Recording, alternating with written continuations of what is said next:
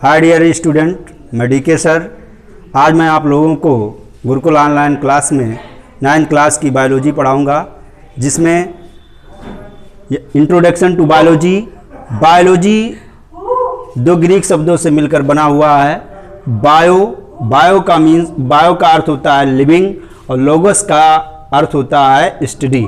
Bio मतलब होता है जीवन, लोगस मतलब होता है अध्ययन। बायोलॉजी है, बायोलॉजी के अंतर्गत हम जीवन का अध्ययन करते हैं। और बायोलॉजी के जो मेन ब्रांच दिए गए हैं, देयर आर 3 टाइप्स। पहला जो ब्रांच है इसमें दिया गया है zoology. Zoology animal study. Zoology का अर्थ होता है एनिमल स्टडी, जिसमें जीव जंतुओं का अध्ययन किया जाता है। फिर दिया गया इसमें बॉटनी। बॉटनी मतलब इसका दिया गया कि प्लांट्स में बताया गया कि बॉटनी वनस्पति विज्ञान के अंतर्गत पेड़ पौधों का अध्ययन किया जाता है। फिर तीसरा पार्ट्स जो दिया गया माइक्रोबायोलॉजी। माइक्रोबायोलॉजी में दिया गया स्मॉल थिंग्स। स्मॉल थिंग्स का अर्थ होता है छोटे छोटे जंतुओं का अध्ययन। अब हम देखेंगे कि अदर ब्रांचेस ऑफ बायोलॉजी में जो सबसे पहला पोर्शन दिया गया है मॉर्फोलॉजी। मॉर्फोलॉजी को इंग्लिश में कहते हैं form of structure, form and structure. इसमें जो है हम जीवाणुओं के या जंतुओं के जो है आकृति के बारे में अध्ययन करते हैं।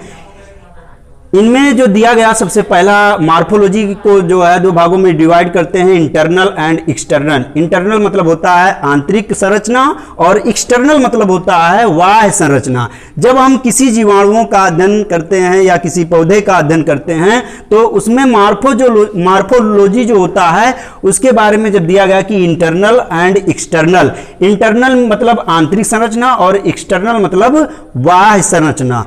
बाह्य संरचनाओं के बारे में अध्ययन करते हैं। अगला टॉपिक हम इसमें चलते हैं जो दिया गया है एनाटॉमी। एनाटॉमी में दिया गया इंटरनल।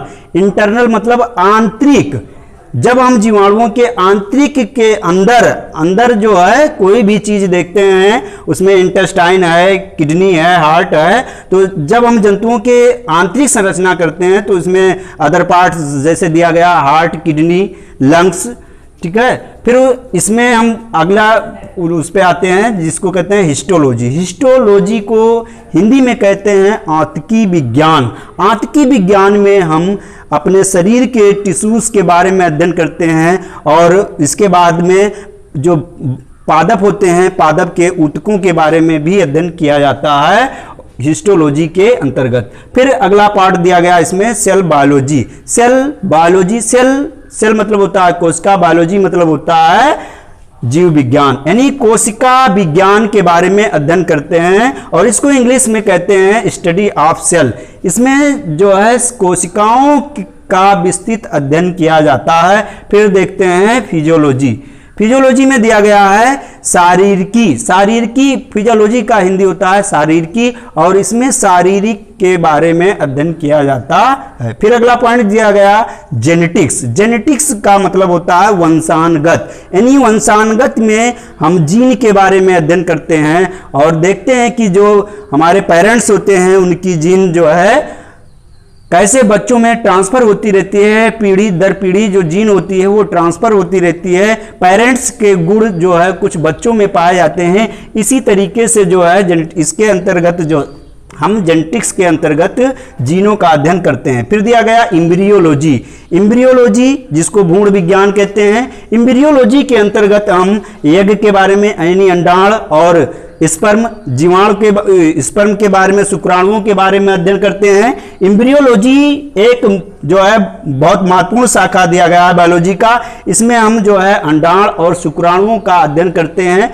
अंडाणुओं और शुक्राणुओं का जो है मनुष्य के लिए सबसे महत्वपूर्ण होता है और जंतुओं के भी अंडाण और शुक्राणु पाए जाते हैं। फिर दिया गया है प्लांटेनोलॉजी। प्लांटेनोलॉजी में दिया गया प्लांटेनोलॉजी को हिंदी मतलब बताते हैं फॉसिल फ्यूल, जिसमें जीवाश्मों का अध्ययन किया जाता है।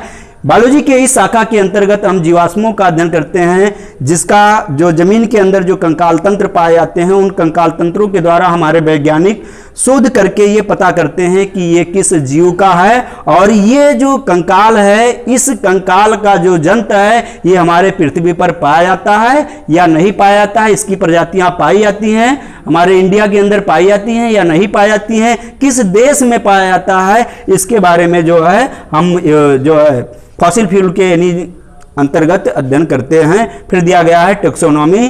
टेक्सोनॉमी में बताया गया वर्गीकरण, जिसको कहते हैं नेमिक क्लासिफिकेशन।